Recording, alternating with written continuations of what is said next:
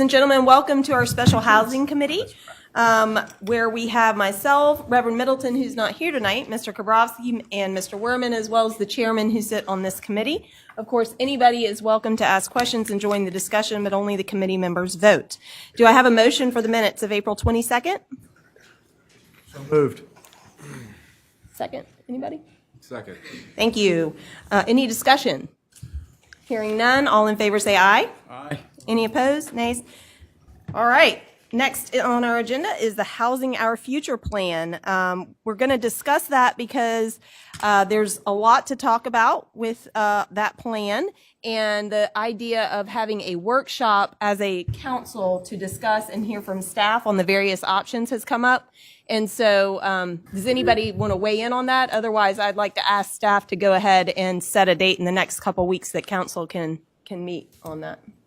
Mr. Werman? Yeah, I mean, I just think, if we're going to do it, soon in the next couple of weeks, I think that's a good idea. I mean, I think, the ball's in our court is kind of the message that I want to keep hammering on. And so I think the sooner we can all kind of focus in and have some dedicated time to just focus on, viewing the whole plan and taking into account every option, I think that's a good thing. So I'm happy to support that, but do want to keep our eye on the ball. Excellent. Mr. Kabrowski?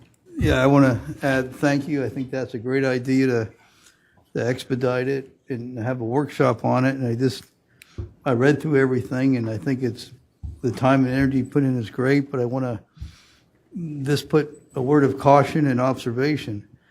I know for the last 2 years, my office is located near the Medical University, and I go in the crosstown over the Ravenel Bridge every day. And it's like as I read the articles in the paper, we very much need affordable housing, but what I see is in the last few years is mushrooming of Soviet-style big apartment buildings, people being uprooted.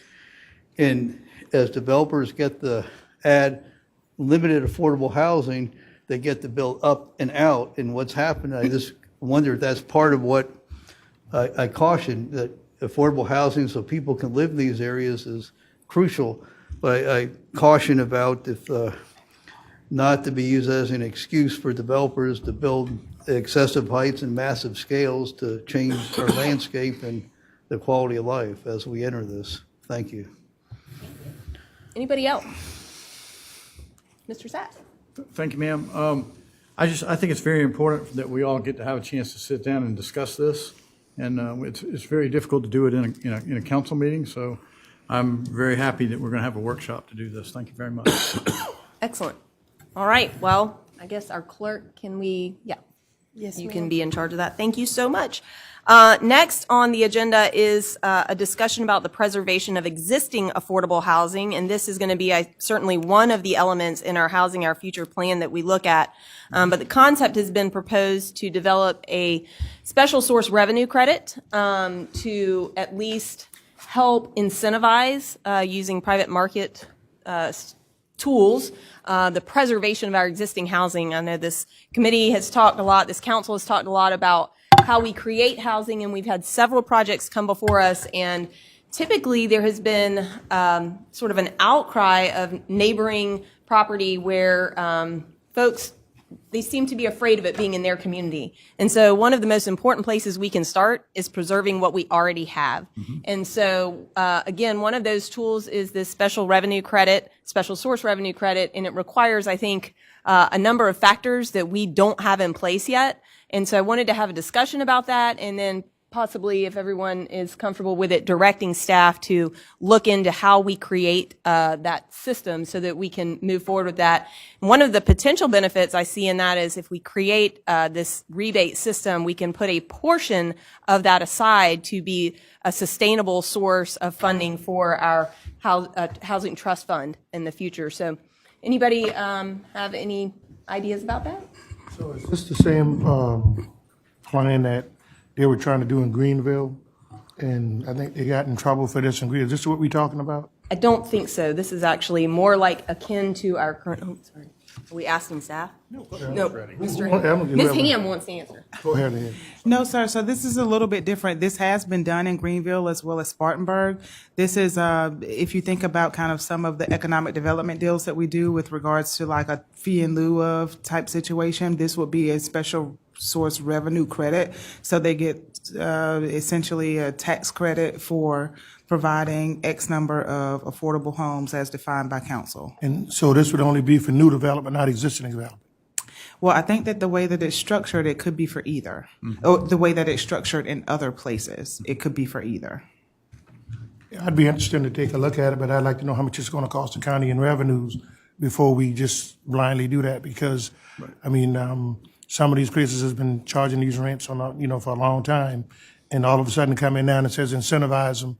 They should automatically give back, but I'm all ears, I'll listen, but I don't want this to be, the existing people to take advantage of it. Maybe new people coming in building will be better, but not the existing people, because, they've made their money, and we don't need to give them any more back. Any other discussion?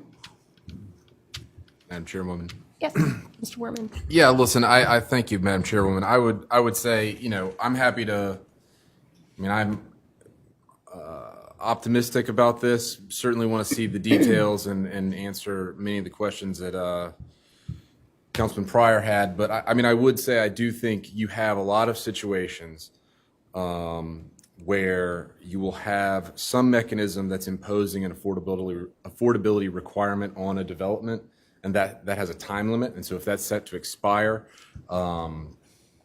I would think that something like this might be, I don't know how we target it or what conditions can be put on it, but that's the type of situation where I could see, you're not just giving some icing on a cake that's already been baked. You're making sure that something that would otherwise convert into, super expensive luxury of condos or something like that stays sort of the way it is. So I think there could be applications for it. I think we need all the tools we can have in our toolbox. So happy to see if this is one that works.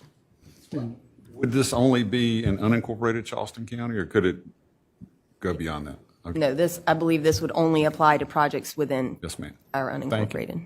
Chairman? Yes, Thank you. Mr. Fox. If the recommendation is to look into it and come up with options, I'm all for that. But again, I would caution, I think to help people who are in need to afford and live where they have been for generations, that's a great thing. But I would caution again if incentives are that they can build up and out and turn that into something else. That would be my concern. Thank you. Anybody else? All right. I'm not sure, is this, Ms. Ham, is this something within your purview? Would you want to take the lead on this, or do you want to work with economic development and our housing team? I'm happy to work with any staff member that they All right. And then do you have those 30 days, 60 days, sometime to revisit this?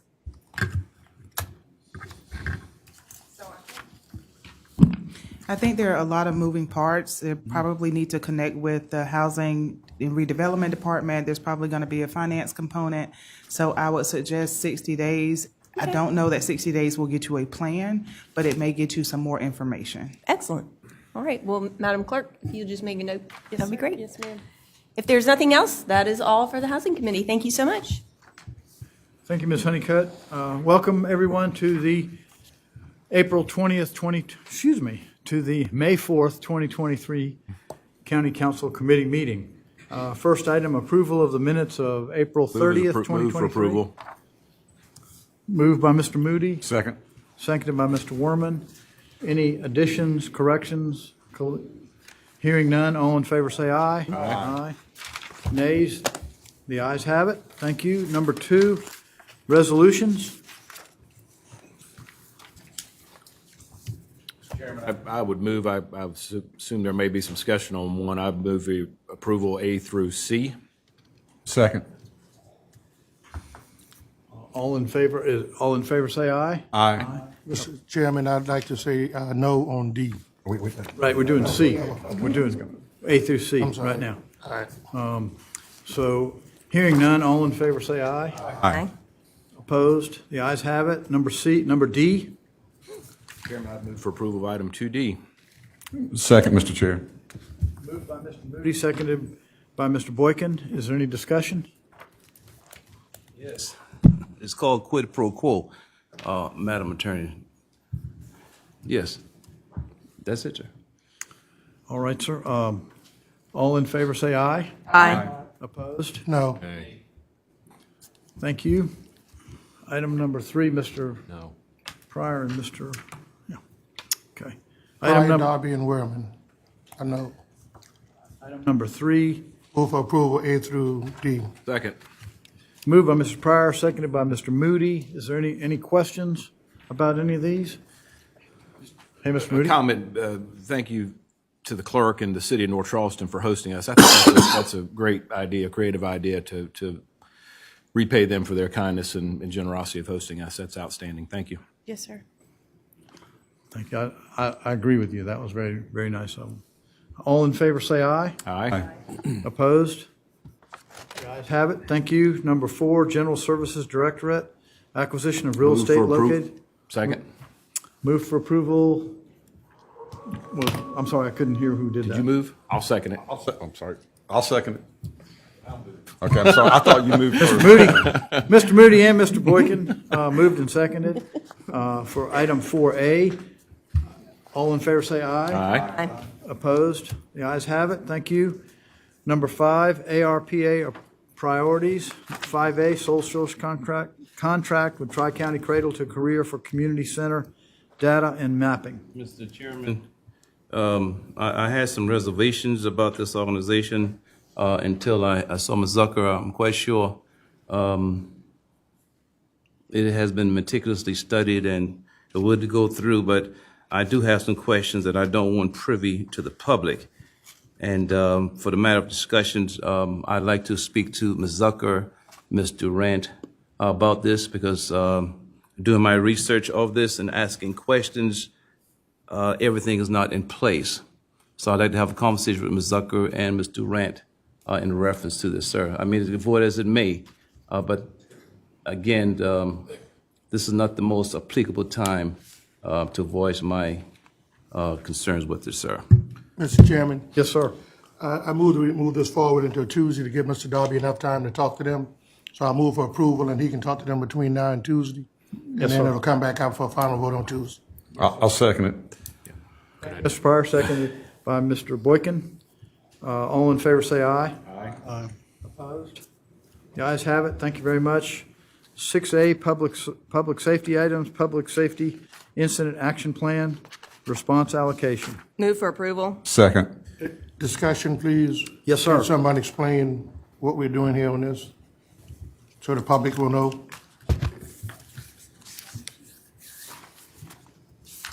Yeah, I mean, I'm happy to address it.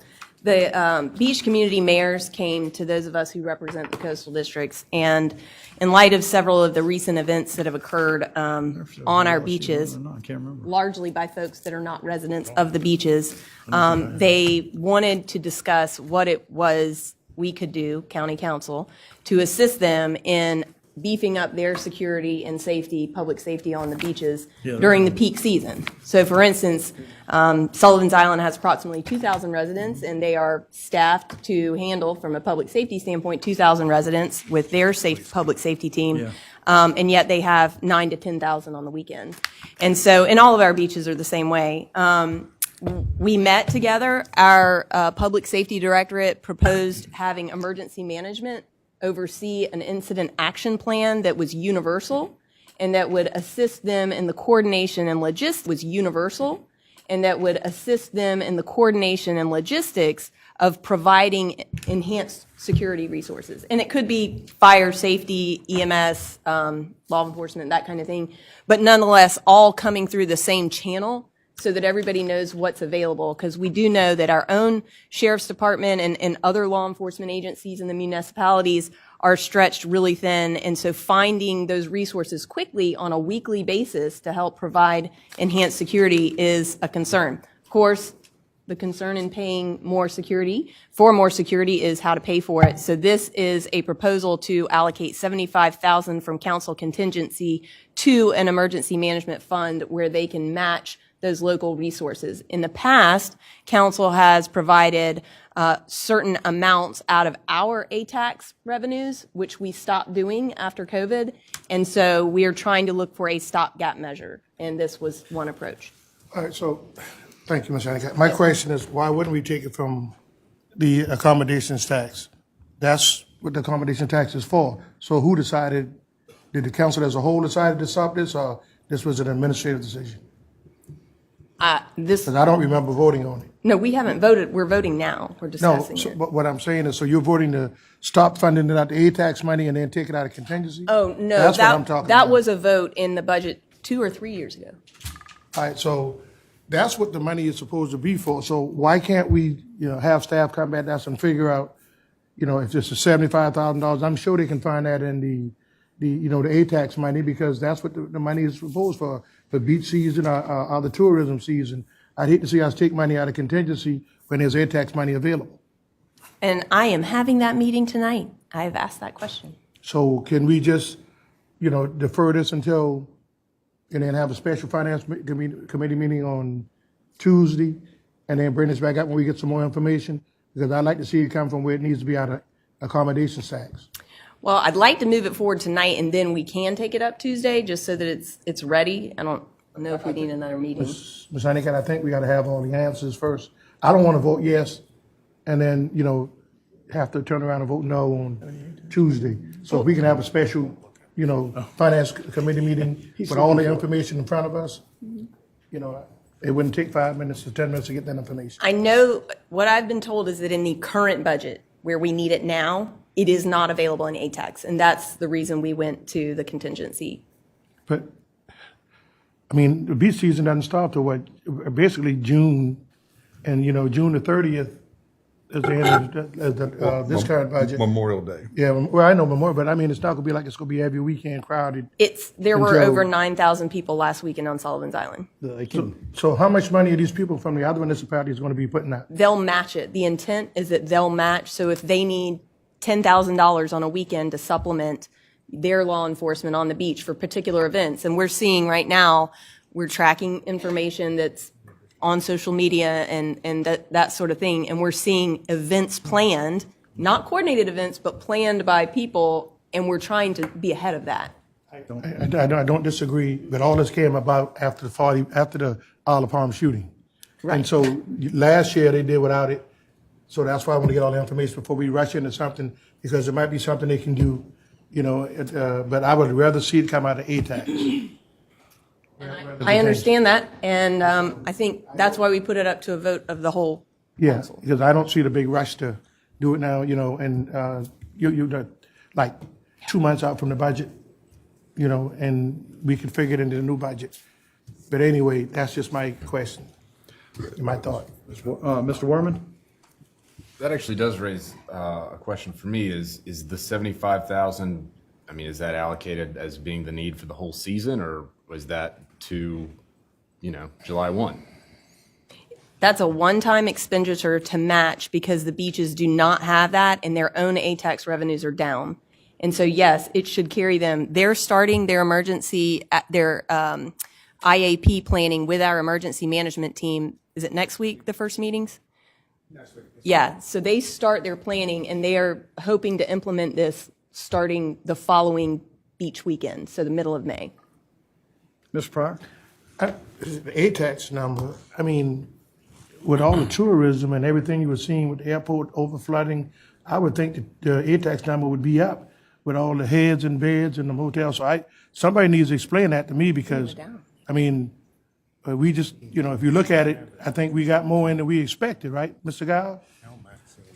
So it should be money in there to handle that, right? Yes, sir. All right, so why don't we just take it out of accommodations then, instead of taking it out of contingency? The money is there, and that's what it's for. I know, that's fine. So if you would like to move to get it out of accommodations, I'll be glad to vote on that tonight and say, yeah, let's do it, because they have the money. Mr. Kabrowski. Do we have it? Yes, sir. Mr. Kaprowski? I hear Mr. Pryor brought up some good points. I just want to say I see this as helping everybody in the county, because the season has started already. I mean, it's the new reality with 800,000 new people here in the last few decades. Many come to the beach, and it's not just for the beach community. It's everybody, whether they live in North Charleston or the lower part or the northern part. It's to get on the island and off the island, so it's for everybody.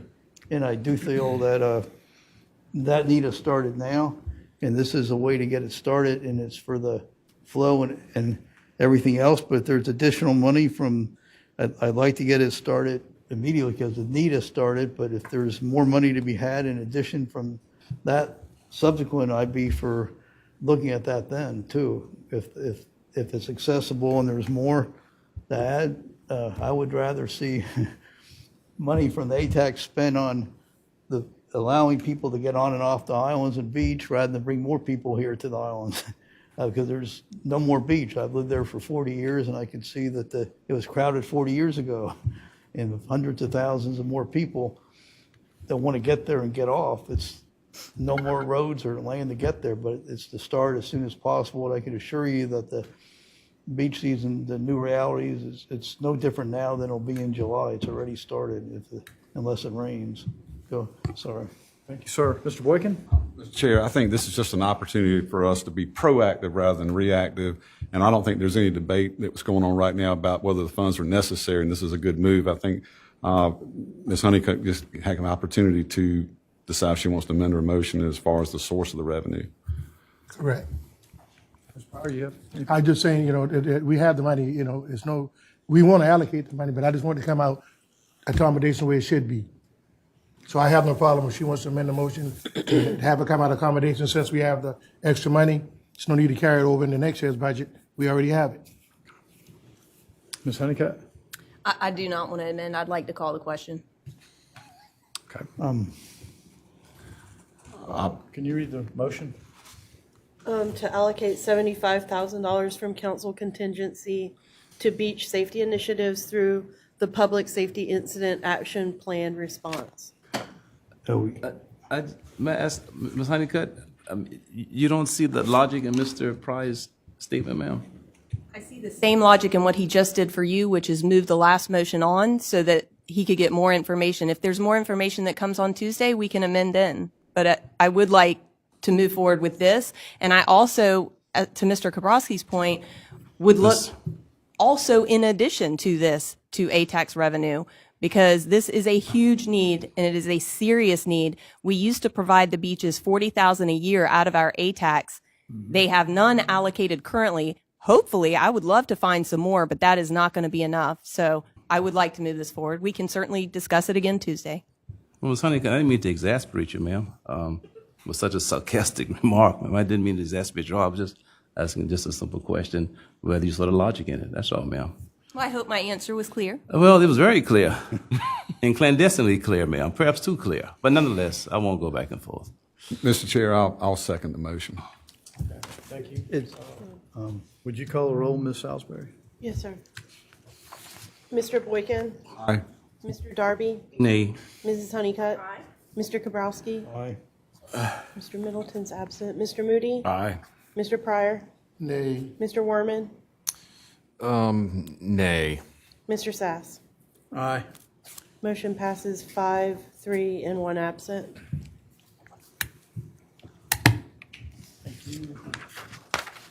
Item number 7, James Island PSD. James Island Public Service District Fire Station bonds. Request to adopt, request to approve. Move for approval. Second. Moved by Ms. Honeycutt, seconded by Mr. Moody. Is there any discussion? Mr. Chairman, just a question. Yes, sir. And more for the attorney. St. Andrews PSD and James Island, well, I should know, but why do they have to come before council to do this? Because council holds the authority to approve them for any lending that they Okay. must do. Their attorney is actually present if you Okay. have any questions for him, but that's typically how the process Okay. works. Thank you. No, that's it. Thank you for PSD folks who showed up tonight. Mr. Pryor? Are they elected or are they appointed? Yes, sir. Their commissioners are elected.